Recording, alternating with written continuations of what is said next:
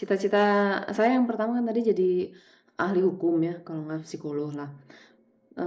Tapi kemudian ada film yang udah menjanjikan gitu. Terus saya berpikir rasional gitu, kalau saya sekolah, saya akan memakan waktu lama, 5 tahun at least, baru saya, bisa nyari duit gitu ya.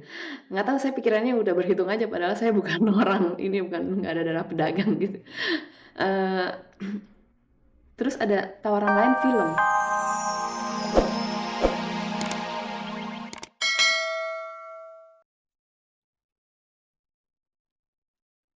Nama saya Nurul Komaril Arifin, itu nama pemberian orang tua saya.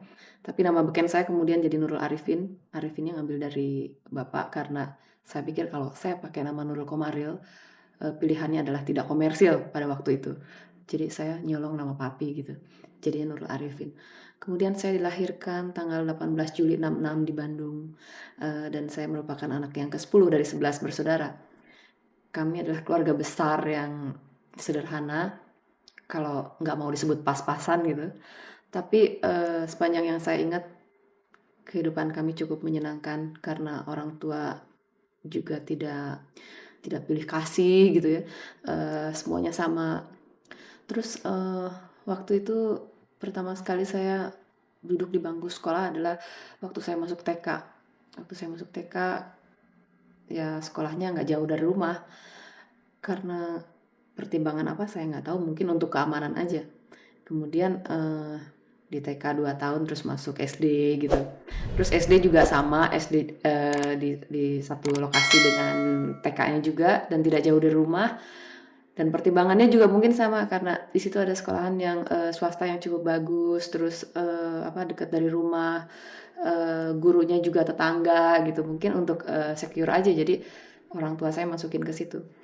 Kemudian pengalaman-pengalaman saya waktu di SD sih eh, cukup cukup tertanam gitu ya, karena saya merasa justru dari SD itu basic perilaku saya yang terjadi sampai saat ini itu sangat sangat tertanam, karena saya ketemu dengan guru PKK yang sampai sekarang sangat monumental di kepala saya. Dia ngajarin cara makan gitu yang sederhana, yang sebenarnya cara makan sih biasa aja, cuma saya nggak dapet di rumah ilmu kayak gitu. Misalnya makan dengan ada 3 piring gitu ya di satu meja gitu, kemudian ada sendok garpu di samping kirinya, kemudian ada pisau, ada yang sendok kecil, itu kan sebenarnya ilmunya nggak dapet di rumah. Nah itu di sekolah, dari mulai galaknya, dari mulai ya cara makan, dari mulai berdiri, cara berdiri, cara jalan, dan saya pikir kemudian nggak jadi kayak pergawati juga pelajarannya gitu. Karena kemudian setelah saya jadi model, beberapa tahun kemudian ilmu itu saya dapat kembali, jadi kayak pengulangan gitu ya. Eee, Papi saya dulu adalah aktivis politik ya, di salah satu parpol gitu. Kemudian dia suka membawa saya, jadi tidak membawa anak-anak yang lain, saya nggak tahu pilihannya kenapa, ke rapat-rapat yang papi ini hadir gitu.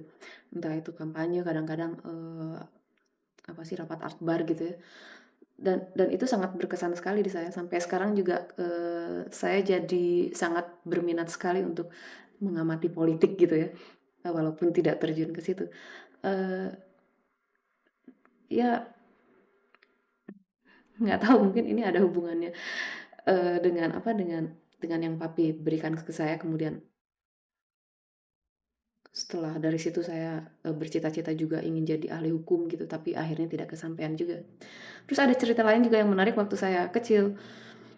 Waktu saya di kampung itu di Bandung ya, saya mengalami banyak permainan yang sekarang saya tidak jumpai di anak-anak kota. Nggak tahu kalau di kampung masih ada, misalnya kayak main di tanah bikin ular tangga gitu ya, terus main, pokoknya kalau kita bahasa daerahnya anjang-anjangan gitu ya. Itu sangat berkesan sekali, saya tidak menemukannya di anak-anak kota zaman sekarang gitu.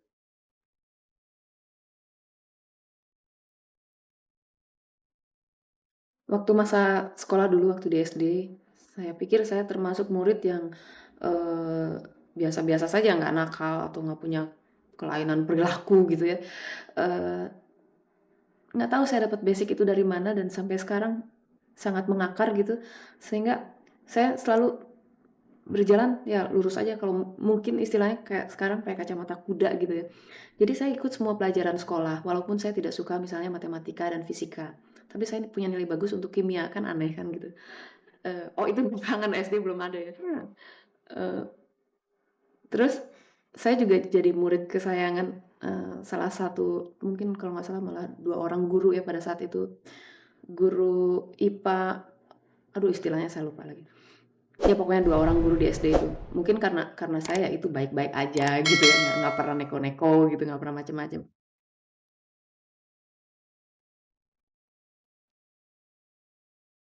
Ketika saya memasuki kehidupan di SMP ya, eee, saya juga masih biasa-biasa aja. Saya ngerasa waktu saya masih kelas 1 SMP pernah sih ada anak kelas 3 yang naksir ke saya gitu ya. Tapi ya saya cuekin aja gitu. Dan yang lucu, mungkin ini berhubungan dengan, apa yang saya kerjakan sekarang, bahwa dulu waktu sekali pertama saya masuk ke SMP, saya tuh jualan di sekolah, masuk-masukin makanan ke kantin, kadang titipin ke warung-warung dekat rumah, kemudian ke sekolahnya adik saya gitu ya. Saya bikin agar, saya bikin bakwan gitu, yang saya masak sendiri, kemudian sambil sekolah saya bawa gitu, saya titipkan gitu. Itu nggak ada yang ngedidik saya begitu, itu keinginan saya murni gitu. Ibu juga nggak memaksa saya untuk cari duit gitu, enggak. Cuma saya pikir, apa ya, ya saya pengen aja ya, lakukan aja toh nggak salah gitu. Udah, akhirnya saya juga di rumah jadi kepercayaan jadi tukang masak di rumah. Saya nggak mau kalau disuruh ngepel atau cuci baju atau setrika gitu. Hobi saya adalah belanja dan masak gitu. Kemudian kehidupan di sekolahnya, yaitu saya mungkin agak agak menarik juga gitu ya sebagai perempuan pada saat itu. Jadi ya banyak yang naksir gitu. Terus biasalah pada masa SMP gitu baru baru apa sih, yang namanya pacaran belum saya lakukan pada saat itu, tapi ngerasa baru ada apa, ada, perasaan lain kalau ngelihat cowok gitu ya, gitu.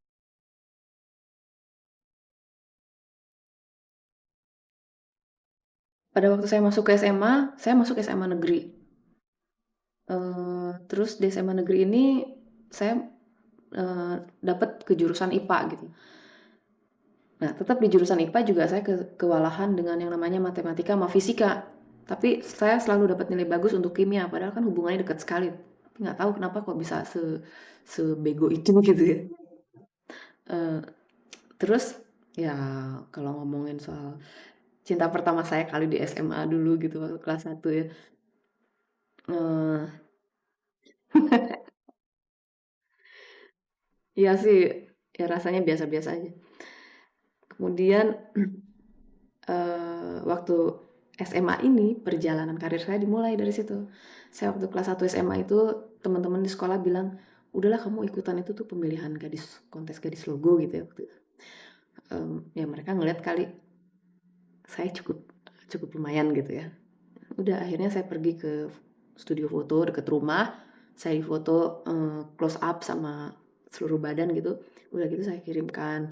Ya itu pertimbangannya saya memakai nama Nurul Arifin tuh sejak SMA kelas 1 itu, waktu ikut pendaftaran, jadi nggak Nurul Komaril lagi, karena nggak komersil gitu ya.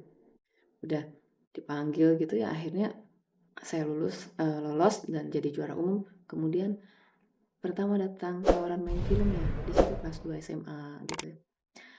Eee Orang tua saya nggak keberatan, mungkin papi karena papi saya religius sekali orangnya,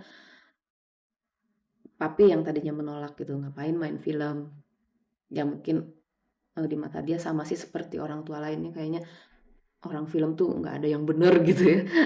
Terus akhirnya, kalau ibu sih men-support saya, boleh saya dapat izin main film, tapi dikawal sama ibu syaratnya. Jadi waktu itu, saya main film kebetulan syutingnya di Bandung, tapi selalu dikawal sama ibu syuting di Bandung, kemudian kalau ada syuting di Jakarta juga selalu dikawal sama ibu. Dan ini pelajaran saya nggak terganggu, karena saya dapat, dispensasi gitu, saya boleh izin. Mungkin untuk sekolah saya ada kebanggaan juga, apa siswanya ada yang main film gitu ya, namanya juga daerah kan. Kemudian udah setelah film pertama muncul, saya dapat tawaran lagi, kedua. Setelah film kedua bertubi-tubi tawaran buat saya. Tapi, kemudian saya memutuskan untuk saya ingin menyelesaikan sekolah saya dulu, minimal SMA, karena buat saya SMA aja sudah sangat minim gitu kan. kemudian saya tulis surat ke produser yang nawarin saya film, saya bilang saya mau selesaikan sekolah saya dulu sampai SMA. Baru setelah saya selesai, SMA, saya kembali mengirim surat bahwa saya sudah, mau lagi main film gitu. Walaupun keputusannya, menyelesaikan sekolah SMA itu mungkin tidak ada artinya buat orang lain, tapi buat saya sungguh sangat berharga karena saya lihat pemain film sekarang untuk menyelesaikan sekolahnya aja udah males gitu loh. Nah, buat saya nilai nilai tamat SMA aja udah bagus gitu. Karena saya merasa bahwa itu adalah bagian dari prinsip hidup saya. Oke, saya mau sekolah dulu. Walaupun misalnya tawaran udah depan mata gitu. Ya udah, sejauh ini sih saya merasa bangga dengan apa-apa yang saya lakukan, keputusan-keputusan yang saya buat. Karena ya saya merasa benar.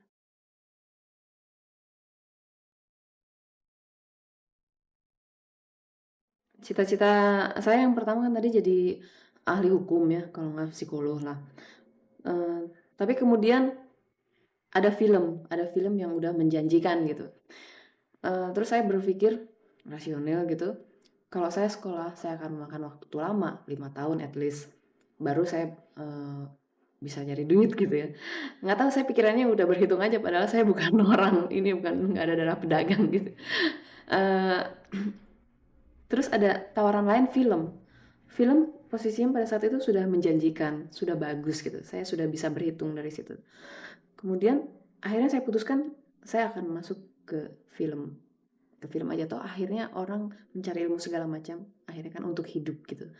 Ya udah akhirnya saya putuskan untuk di film. Dan di film ini pun saya tidak ada pendidikan formal. Karena, ya pertama itu tadi, pertama tidak menjadi cita-cita kan, terbayang aja enggak saya mau jadi bintang film gitu. Akhirnya yang saya dapat adalah belajar. Belajar di lapangan, dari pemain senior atau dari sutradara atau saya lihat permainan, bintang film asing gitu.